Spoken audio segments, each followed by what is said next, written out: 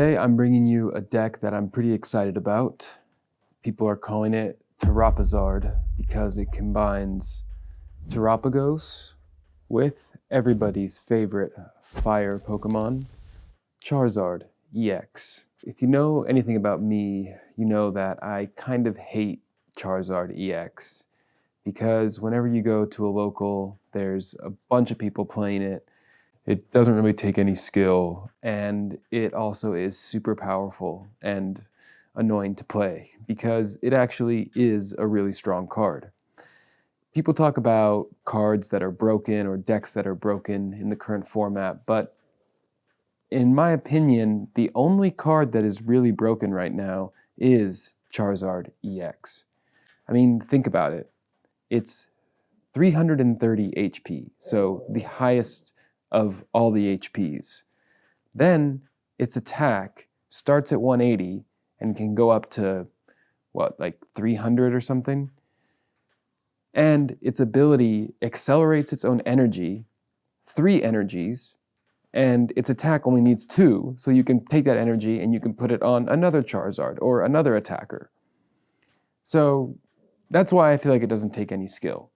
And when you pair that with Dusknoir, then you just take that initial 180 attack, you add another 130 to it, the opponent takes a prize, so you add another 30 to your Charizard attack. It's just ridiculous.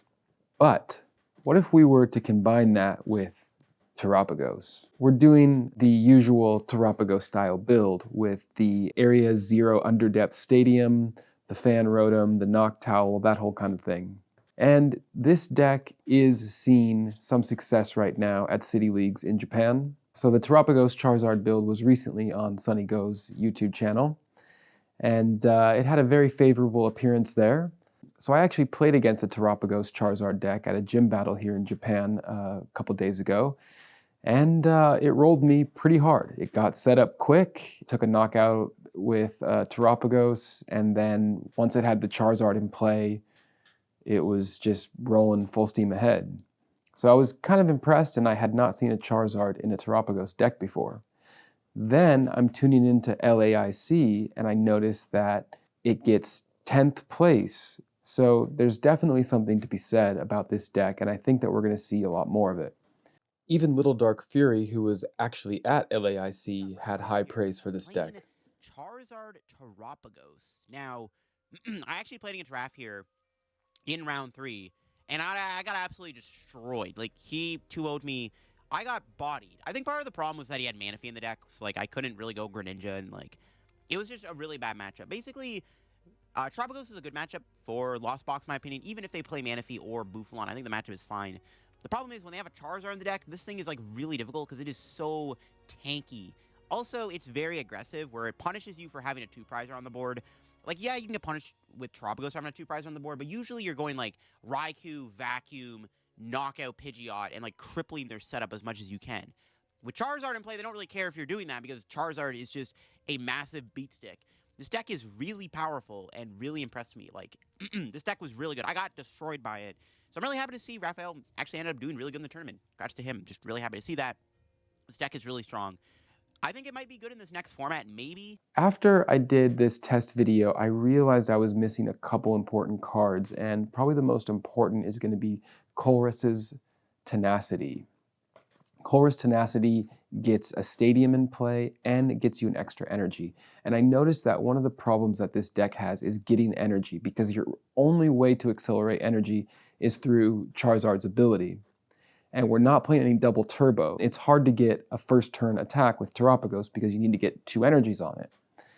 So the only way to get more energy into play, you would have to use a Vessel, which I considered putting Vessel in, but it just didn't feel right in this deck. And then I realized, Colress Tenacity. Well, actually, I didn't realize it. I saw it on the deck list of the deck that won the 10th place spot at LAIC, and they definitely had Colress Tenacity in there. What's also important about this deck is that we don't really have a draw engine per se, like no Bibarel or Radiant Greninja or anything like that. Instead, it's using more of a targeted seeking approach. So we're not just drawing cards, but we're seeking out the cards that we want using Pidgeot and Noctowl. Also seeking out things a little more specifically with Terastal Orb. I think that the deck at LAIC did not use a Terastal Orb, so I'm going to play with that a little bit more, but it does seem like the right card for this deck, to be honest. The deck build that I originally saw was playing 2 Area 0 Underdepths and 1 Temple.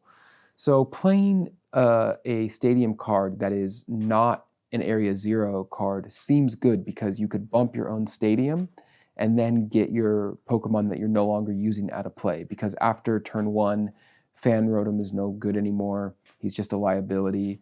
And getting your Noctowls off the board after you've used Jewel Seeker is also a good idea. So being able to bump your own Stadium seems like it could be good in the later part of the game when you're just using Charizard to attack. Another point, if you haven't used Fan Rotom much before, Fan Rotom has a great attack where you can get a punch in to maybe weaken your opponent's Pokemon and then finish it off with Terapagos. So if you have a Stadium in play, for 1 energy, Fan Rotom can hit for 70. And that's a pretty good attack for such a small Pokemon.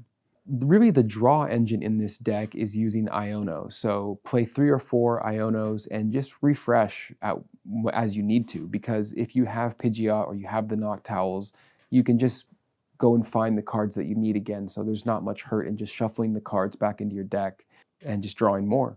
Pretty much every time that you're going to refresh with Iono, you're going to get something good. So yeah, I think that this deck definitely has some potential, and it's a lot more fun to play than the stock, Rotom, Lumineon, Pidgeot, Charizard.